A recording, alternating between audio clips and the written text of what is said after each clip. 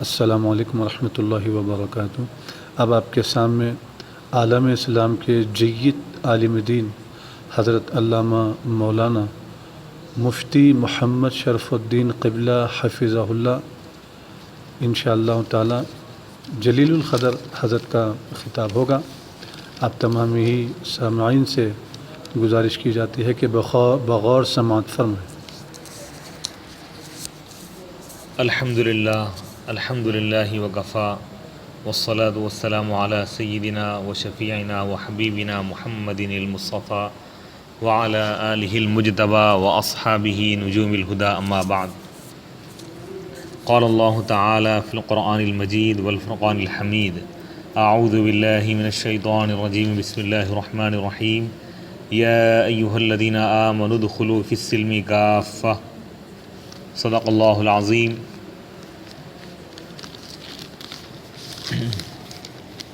معزز سامعین کرام، یہ حقیقت ہر ایک کے لیے واضح ہے کہ دین اسلام در حقیقت عالم اسلام کے تمام مسلمانوں کے لیے دنیا اور آخرت میں نجات اور کامیابی کا ضامن ہے، اور یہ ساری انسانیت کی بھلائی اور خیر خواہی چاہتا ہے دین اسلام۔ چنانچہ دین اسلام کے تعلیمات اور اس کی حکمتوں پر اگر غور و فکر کیا جائے تو یہ بات واضح ہو جائے گی کہ دین اسلام عین فطرت کے مطابق، اس کا کوئی بھی حکم عقل کے خلاف نہیں ہے، بلکہ اگر اس میں غور و فکر کریں تو اس میں انسانیت کی بھلائی اور خیر معلوم ہوتا ہے انسان کے لیے، اور یہ موجودہ دور کے تمام مشکلات اور پریشانیوں کا واحد حل دین اسلام کی تعلیمات پر عمل کرنا ہے۔ ہر دور میں علماء حق دین اسلام کی خدمت انجام دیتے آ رہے ہیں۔ موجودہ دور میں اس کے طریقے بدل گئے ہیں۔ الیکٹرانک میڈیا، پرنٹ میڈیا اور انٹرنیٹ کے استعمال کے ذریعے دینی خدمات اور دینی تعلیمات کو عام کرنے کا دائرہ وسیع ہے۔ چنانچہ اسی مقصد کے تحت کہ عامۃ الناس میں، عامۃ المسلمین میں دینی شعور پیدا کرنے کے لیے اور امت مسلمہ کو راہ راست پر لانے کے لیے جامعہ انواریہ نے یہ بیڑا اٹھایا ہے کہ تفسیر حدیث، فقہ کے علاوہ دیگر اہم اور بنیادی موضوعات پر لیکچرز اور معلوماتی تقاریر، مدلل، مفصل اور تحقیقی تقاریر کو منظر عام پر لانے کے لیے جامعہ انواریہ نے یہ اہتمام کیا ہے کہ مختلف علماء کرام اور دانشوران ملت کے خطابات ویڈیو ریکارڈنگ اور آڈیو ریکارڈنگ کے ذریعے پوری دنیا تک پہنچانے کی کوشش کی جا رہی ہے۔ ویسے جامعہ انواریہ کے کئی خدمات ہیں۔ تفسیر حدیث کے علاوہ برننگ ٹاپکس پہ بھی جامعہ انواریہ کے کئی خطابات جامعہ انواریہ کے اہتمام سے ہم کو ملیں گے۔ تو آج کا ہمارا موضوع ہے کہ آج موجودہ دور میں مسلمانوں میں جو غیر مسلموں کا طریقہ جو آ رہا ہے اور مسلم نوجوان جو دین اسلام سے دور ہیں وہ غیر مسلموں کی مشابہت اختیار کر رہے ہیں، تو اس کا ان کے ایمان پر اور اسلام پر کیا اثر پڑے گا، اور قرآن و حدیث کی روشنی میں اس کی کیا مذمت بیان کی گئی ہے۔ آج کی تقریر کا عنوان یہی ہے۔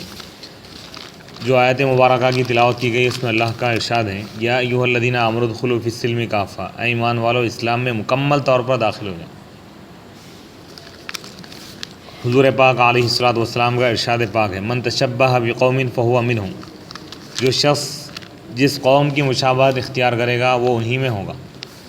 یعنی کوئی مسلمان اپنے آپ کو مسلمان کہتے ہوئے پھر اگر غیروں کی اگر وہ مشابہت اختیار کر رہا ہے، ان کے عقائد کو یا ان کے اعمال کو، ان کے کردار کو، ان کے رسم و رواج کو اگر اپنا رہا ہے تو اس کا حشر بھی انہی میں ہوگا۔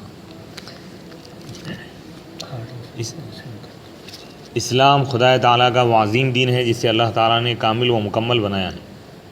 جیسا کہ اللہ کا ارشاد پاک ہے، الیوم اکملت لکم دینکم، آج کے دن میں نے تمہارے لیے تمہارے دین کو مکمل کر دیا۔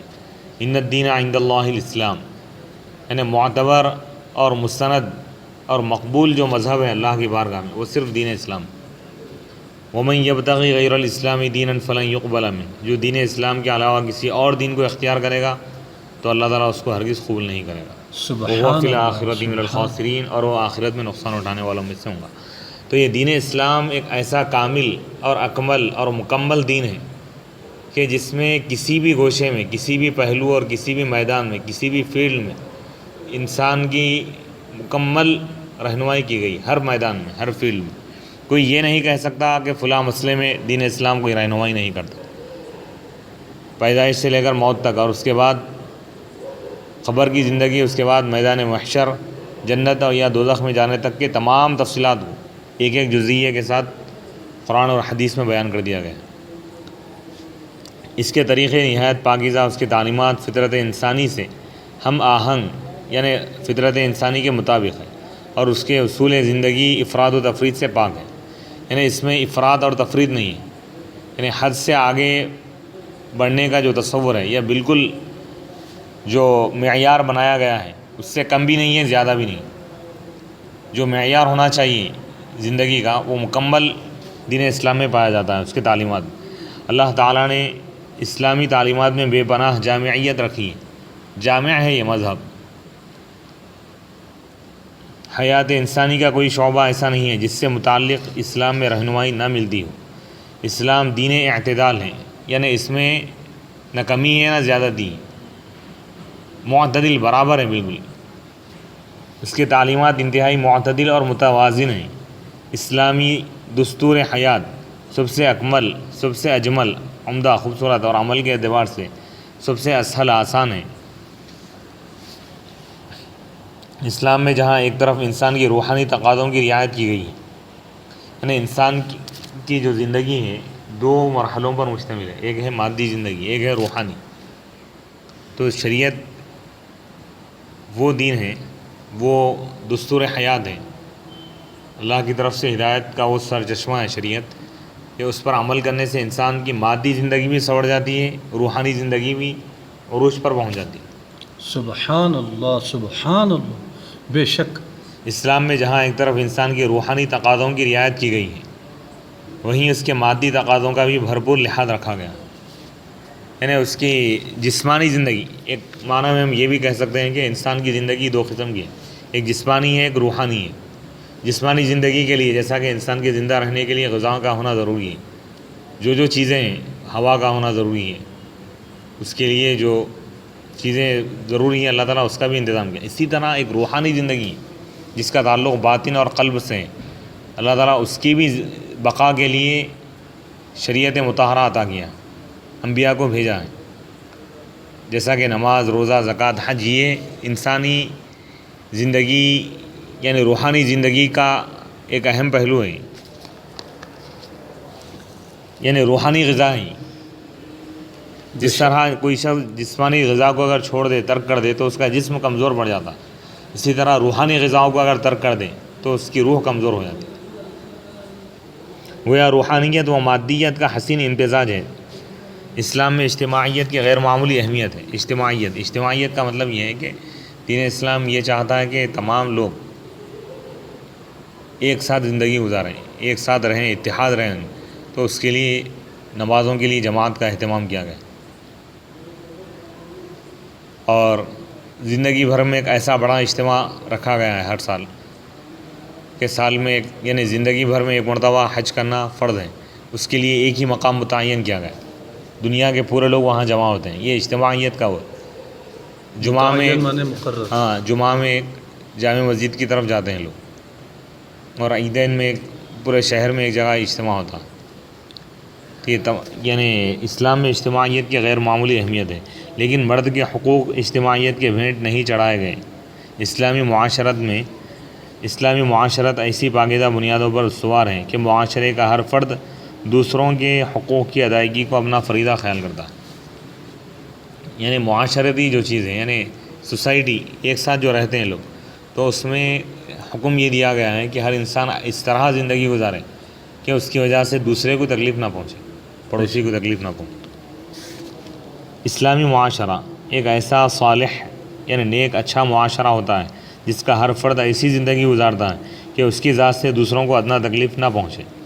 بے شک اسی لیے حضور علیہ الصلوۃ والسلام نے کامل مومن کی تعریف کرتے ہوئے آپ نے فرمایا کہ المسلم من سلم المسلمون من لسانہ و یدہ، مسلمان وہ ہے جس کی زبان سے دوسرے مسلمان اس کی زبان اور ہاتھ سے محفوظ رہے، یعنی وہ زبان سے بھی تکلیف نہیں پہنچاتا اور ہاتھ سے بھی تکلیف نہیں پہنچاتا۔ مسلمان کی تعریف ہی یہ کی گئی ہے۔ معاملات کا اسلامی نظام نہایت صاف ستھرا اور لا ضرر ولا ضرار کے اصول پر قائم ہے، یعنی معاملات کا جو مسئلہ ہے، معاملات آپس میں جیسا لین دین کا معاملہ ہے، کوئی شخص کوئی چیز خریدا، کوئی پلاٹ خریدا، کوئی گھر خریدا، کوئی گاڑی خریدا، کوئی فون خریدا، کوئی جائیداد خریدا، کوئی کپڑے خریدا، کوئی اشیاء ضروریہ خریدا، تو یہ جو معاملات کا مسئلہ ہے اس میں بھی شفافیت کا حکم دیا گیا ہے، کوئی کسی کو دھوکہ نہ دے، کوئی کسی کو نقصان نہ پہنچائے، اور اصول یہ دیا گیا ہے کہ لا ضرر ولا ضرار، نہ دوسروں کو نقصان پہنچاؤ نہ خود نقصان اٹھاؤ، نقصان خود بھی اٹھانا نہیں ہے، دوسروں کو نقصان پہنچانا نہیں، دھوکہ نہ دینا ہے نہ کھانا ہے، اس میں دھوکہ فریب جھوٹ کی قطعی گنجائش نہیں ہے۔ بے شک اسلامی معاملات میں اس بات کو بنیاد بنایا گیا ہے، اسلامی معاملات میں کہ آدمی دوسرے کے لیے وہی پسند کرے جو خود کے لیے پسند کرتا ہے۔ بے شک ایک حدیث شریف ہے جس میں حضور علیہ الصلوۃ والسلام کا ارشاد ہے کہ مومن وہ ہے جو اپنے بھائی کے لیے بھی وہی پسند کرتا ہے جو اپنے لیے پسند کرتا ہے۔ سبحان اللہ سبحان لا يكون احدكم لا يؤمن احدكم حتى يحب لاخيه ما يحب لنفسه، یعنی تم میں سے کوئی شخص اس وقت تک مومن نہیں ہو سکتا جب تک کے لیے دوسروں کے لیے وہی چیز پسند نہ کرے جو اپنے لیے پسند کرتا ہے۔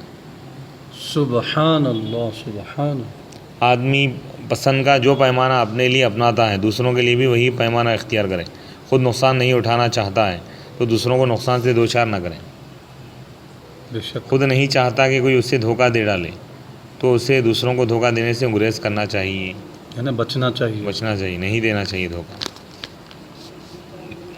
اسلام کا نظام اخلاق اتنا اعلیٰ و ارفع اور اس قدر شائستہ ہے کہ اس میں کسی بھی طرح کی بے حیائی، ناشائستگی اور بےہودگی کی کوئی گنجائش نہیں ہے۔ دین اسلام در حقیقت اگر ہم غور کریں کہ حضور علیہ الصلوۃ والسلام کی جو حیات طیبہ ہے اس کے دو مرحلے ہیں، ویسے کئی اعتبارات سے کئی مرحلے بتائے گئے ہیں، لیکن ایک عام اعتبار سے کہ حضور علیہ الصلوۃ والسلام کی جو ظاہری زندگی ہے، بشری زندگی، اس کے دو مرحلے ہیں، ایک ہے اعلان نبوت سے پہلے کی اور ایک ہے اعلان نبوت کے بعد۔ اعلان نبوت سے پہلے حضور علیہ الصلوۃ والسلام 40 سال تک آپ مکے میں رہے، نبوت کے اعلان کے بعد مکے میں 13 سال رہے، پھر مدینہ منورہ میں 10 سال رہے، تو یعنی آپ پر جب تبلیغ کی ذمہ داری آئی اس وقت سے آپ کی جو یعنی پیغمبرانہ زندگی ہے جس میں آپ لوگوں میں تعلیم اور دین اسلام کے پیغام کو عام کرتے رہے، 23 سال عرصہ ہے، اور اس سے پہلے آپ جو مکے والوں کے درمیان رہے ہو 40 سال کا عرصہ ہے، تو آپ دیکھیے 23 سال میں پورے احکام دے دیے گئے، نماز، روزہ، زکوٰۃ، حج، قربانی، عقیقہ، نکاح، خلا، طلاق، رضاعت، حضانت، پرورش کے مسئلے، تمام مسائل، والدین کی اطاعت، پڑوسیوں کے حقوق، رشتہ داروں کے حقوق، تمام چیزیں 23 سال میں مکمل ہوں، جتنے بھی احکام ہیں۔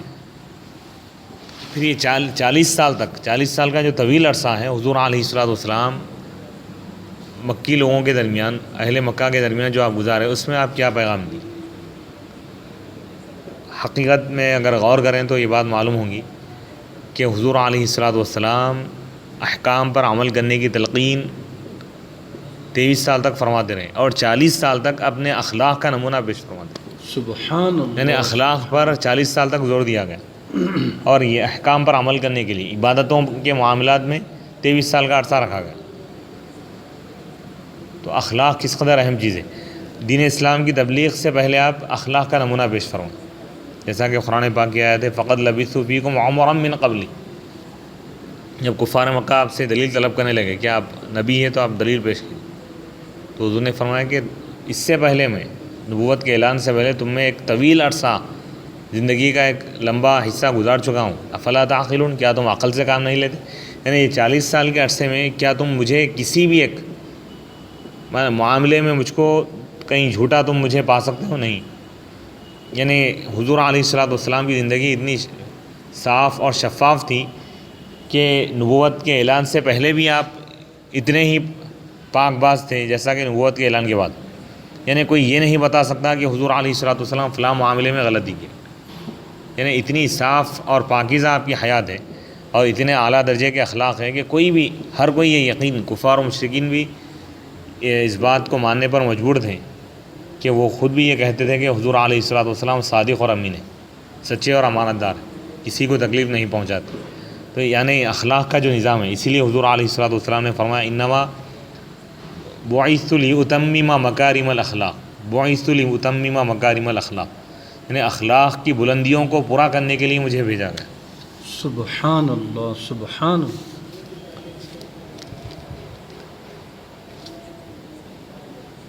اسلام کا نظام اخلاق اتنا اعلیٰ و ارفع، بلند ہے اور اس قدر شائستہ ہے کہ اس میں کسی بھی طرح کی بے حیائی، ناشائستگی اور بےہودگی کی کوئی گنجائش نہیں۔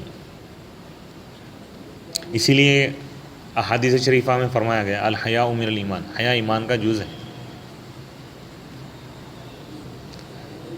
اسلام کے اخلاقی نظام کی بنیاد حیا پر رکھی گئی ہے، جو انسان کو ہر قسم کی ناشائستہ حرکتوں سے روکتی ہے۔ یعنی جب تک حیا رہیں گی تو انسان گناہوں سے محفوظ رہے گا۔ حیا باقی رہے گی۔ الحیاء من الایمان،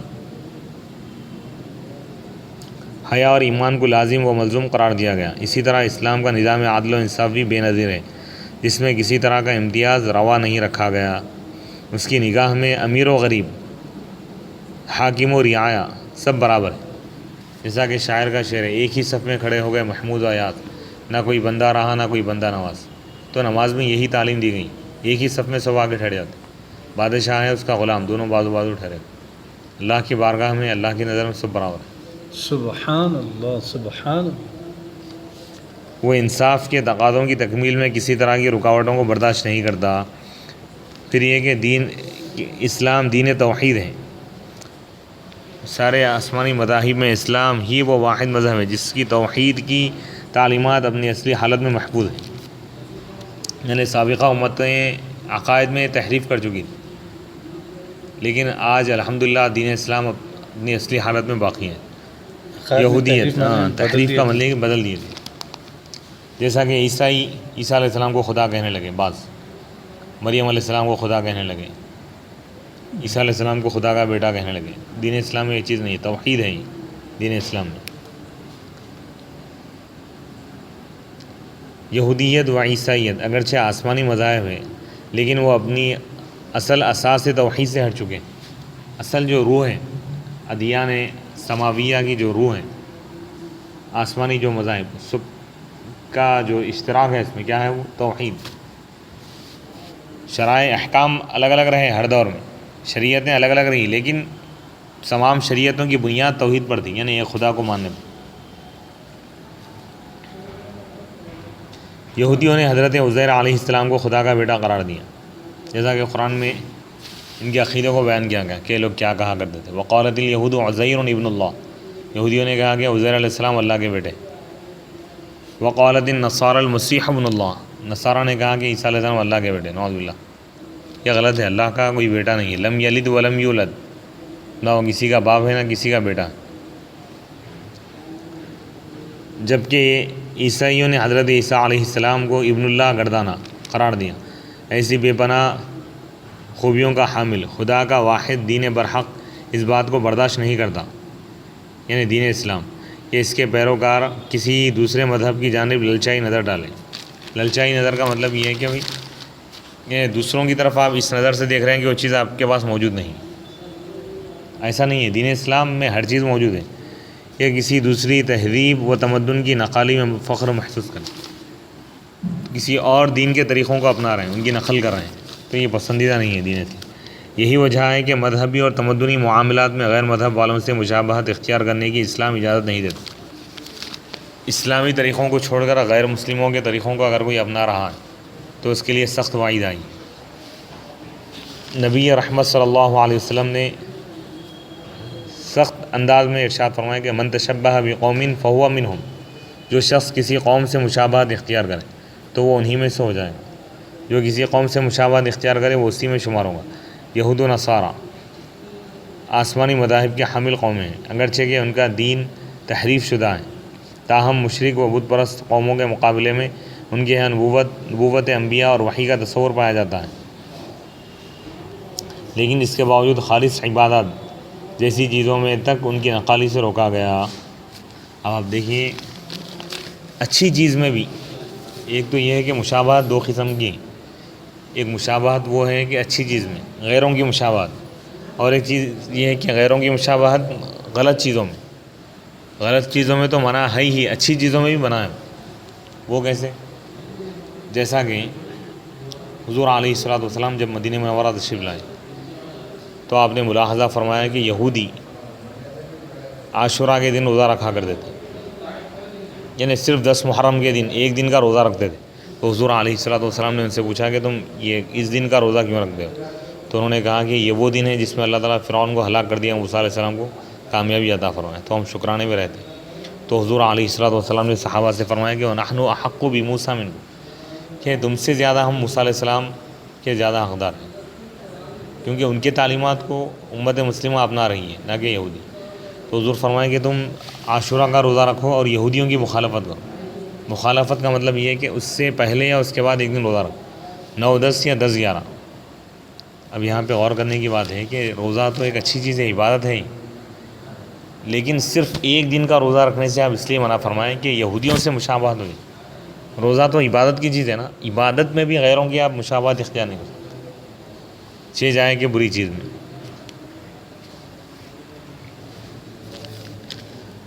چاہے کہ بری چیز کا مطلب یہ ہے کہ بری چیز میں تو کر ہی نہیں سکتے، کر ہی نہیں سکتے وہ، جبکہ عبادت نیکی اچھائی میں جو ہے کرنے کا حکم نہیں ہے، تو برائی اور خرابی میں تو کرنے کا سوال ہی پیدا نہ ہوتا۔ مشابہت اختیار اس وقت کرتے ہیں جبکہ آپ کے اندر وہ چیز موجود نہ ہو۔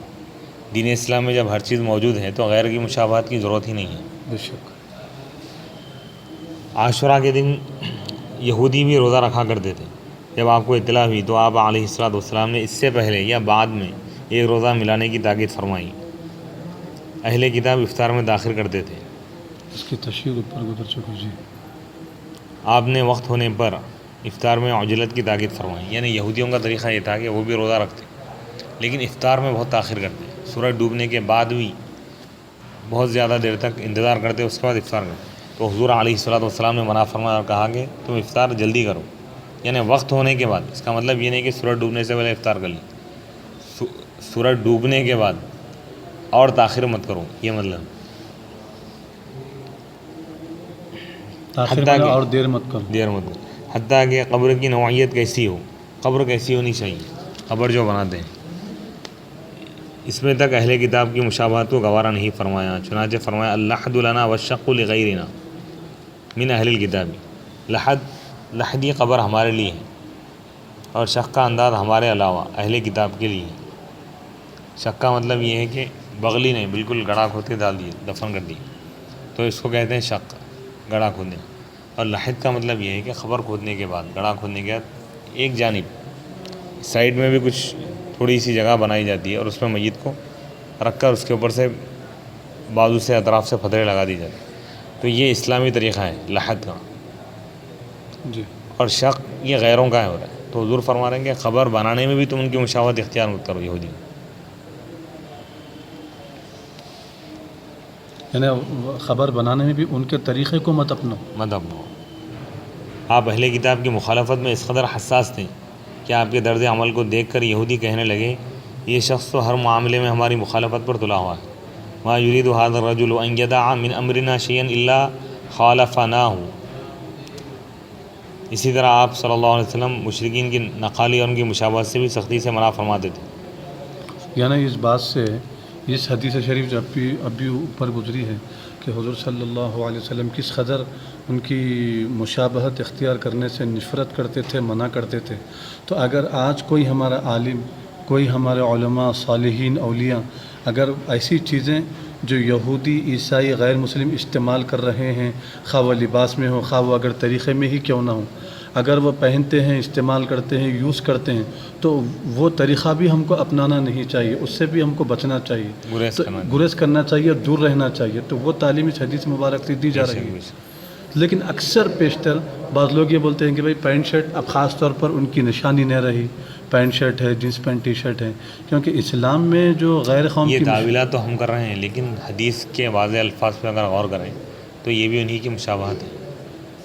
کہ واضح ہے کیا ہے نا، اسلامی طریقے کو چھوڑ کے آپ کوئی بھی طریقہ اختیار کریں وہ غیروں کی مشابہت ہے. جی پینٹ شرٹ وہ لوگ بھی پہن رہے ہیں، یہاں بھی پہن رہے ہو، تو اسلام صحابہ تو نہیں پہنے نا. یعنی حضور کا دور اور صحابہ کا دور، اس دور میں جو لباس رہا، جو شرعی لباس قرار دیا گیا ہے، اس کو جو چھوڑ رہا ہے تو وہ غیروں کی مشابہت اختیار. تو اب لوگ جیسے فیشن بن گئے، اب جیسا کہ اب فیشن کا اتنا شوق ہو گیا ہے نوجوان لوگوں میں، نوجوان طبقے میں، کہ اب جیسا بال بنا رہے ہیں، اصلاح کرا رہے ہیں کہ فلاں ہیرو ایسا کرا، ہیئر اسٹائل بولتے، فلاں اسٹائل، لباس کا اسٹائل، گھڑی لگانے کا انداز، اینک لگانے کا انداز، گاڑی چلانے کا انداز، یہ دیکھ رہے ہیں کہ بھئی فلاں ہیرو کیا ہے. وہ ہیرو نہیں ہے بلکہ زیرو ہے. ہم کو طریقہ حضور کا اپنانا ہے، جو حضور کا طریقہ اپنایا. حضور علیہ الصلوۃ والسلام کی ذات، آپ کی ہر ادا، آپ کا ہر عمل، آپ کی حیات طیبہ ہمارے لیے بہترین آئیڈیل ہے، نمونہ ہے. اسوۃ حسنہ کہا گیا، لقد کان لکم فی رسول اللہ اسوۃ حسنہ. حضور کی ذات میں تمہارے لیے ایک بہترین نمونہ ہے.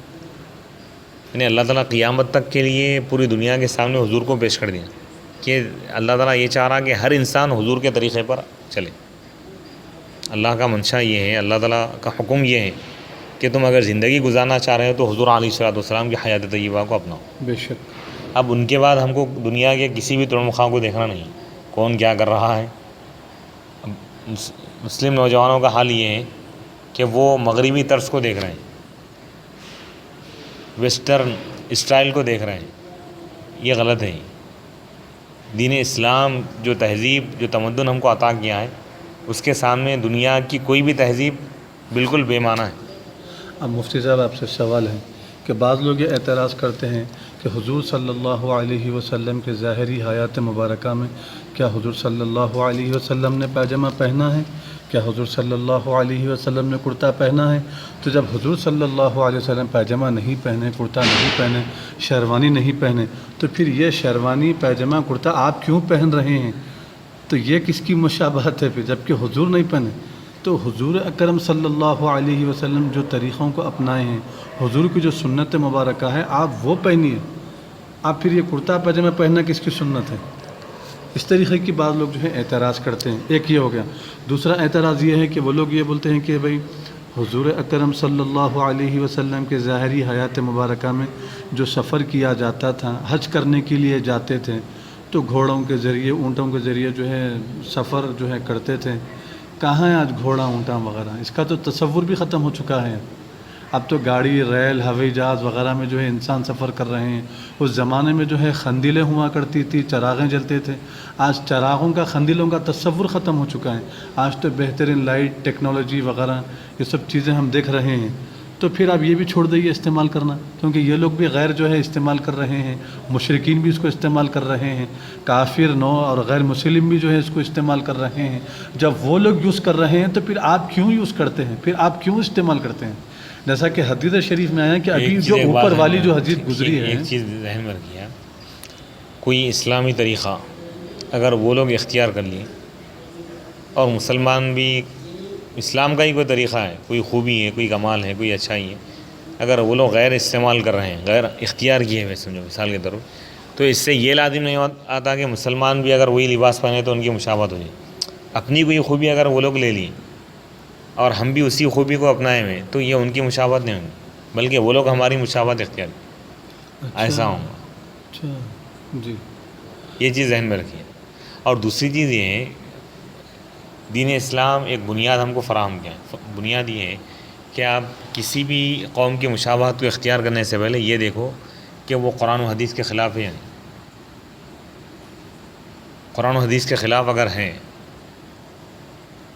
تو وہ مشابہت غلط ہے. قرآن و حدیث کے خلاف نہیں ہے، بلکہ دنیاوی سہولت کے لیے اگر کوئی چیز اختیار کرائیں، جیسا کہ واشنگ مشین ہے، کوئی ہندو واشنگ مشین استعمال کرا، آپ بھی لے لیا 18,000 کی، تو کیا یہ شرعاً جائز ہے یا نہیں؟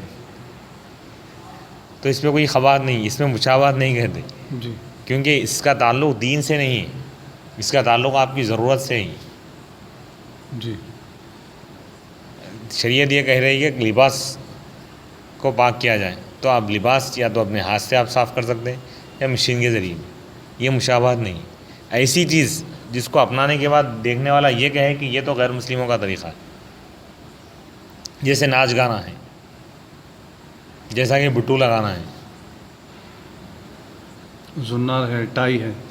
یہ چیزیں کیا ہیں ان کا وہ قومی شعار، اس کو ذہن میں رکھیے۔ سفر حج کرنا مقصد ہے، اور اس کے لیے ہر دور میں سفر کی جو سہولتیں، جو ذرائع ہیں، اس کو آپ اپنا سکتے ہیں۔ اس دور میں اونٹیں وغیرہ تھیں، اور آج کے دور میں ہوائی جہاز۔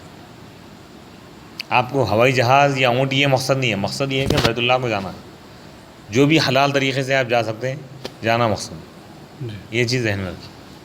اسی طرح غذاؤں میں، جیسے مثال کے طور پر حلال و حرام کے فرق تو ملحوظ رکھنا ہے، جیسے شراب پینا حرام ہے، کوئی اگر شراب پی رہا ہے تو غیروں کی مشابہت ہے، جیسے خنزیر کا گوشت کھانا حرام ہے، کوئی کھا رہا ہے تو یہودیوں کے طریقے پہ گمراہ ہے۔ لیکن کوئی حلال چیز میں اگر آپ بھی بریانی، کوئی کافر بریانی کھا رہا اور آپ بھی کھا لیے، تو آپ کی مشابہت نہیں ہوئی۔ جی ایک کوئی کافر حلیم کھا رہا ہے، حریص، اور آپ بھی جا کے کھا رہے ہیں، تو یہ مشابہت نہیں ہے، جی یہ چیز کو ذہن میں رکھیے۔ جی اور اسی طرح صالحین کا جو لباس ہے، ہر دور میں اولیاء اللہ یا علماء دین، علماء عاملین جس لباس کو پسند کرے، جو پہنے، وہ شرعی لباس۔ جی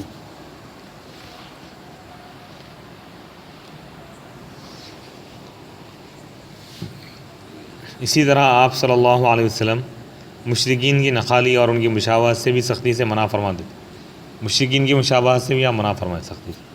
اور ان کی نقل نکالنے سے منع کرتے ہیں۔ سورج کے طلوع و غروب کے وقت آپ نے نماز پڑھنے سے منع فرمایا۔ سورج نکل رہا ہے، نماز پڑھنا حرام ہے اس وقت۔ کیوں حرام ہے؟ آپ تو اللہ کی بات کریں، لیکن اس وقت پہ کیوں؟ جی اس کی وجہ یہ بتائی گئی ہے کہ سورج نکلتے وقت مشرکین جو سورج کو خدا کہتے ہیں، جو سورج کو خدا مانتے ہیں، وہ لوگ سورج کی پوجا کرتے ہیں، جی کیونکہ ان سے اس وقت میں ان سے مشابہت ہو جائے گی، اس لیے آپ نے منع فرمایا، یعنی مشابہت کا شائبہ بھی نہ ہو۔ یعنی مسلمان تو غیر اللہ کی بات نہیں کریں گا، وہ تو اللہ کو ایک مان رہا ہے۔ اگر مسلمان خدا نخواستہ اگر اس وقت نماز بھی پڑھے تو اس کی نیت یہ نہیں ہوگی کہ وہ مشرکین کی مشابہت اختیار کر رہا ہے، لیکن ایک شائبہ تھا تو آپ نے اس سے بھی منع فرمایا۔ شائبہ مانے خطرہ۔ ایک خطرہ تھا، ایک امکان تھا، ایک وسوسہ، یعنی دیکھنے والا یہ سمجھے گا کہ یہ ان کے طریقوں کو اپنا رہا۔ جی سورج غروب ہوتے وقت بھی سجدہ کرنے سے اور نماز پڑھنے سے منع کیا۔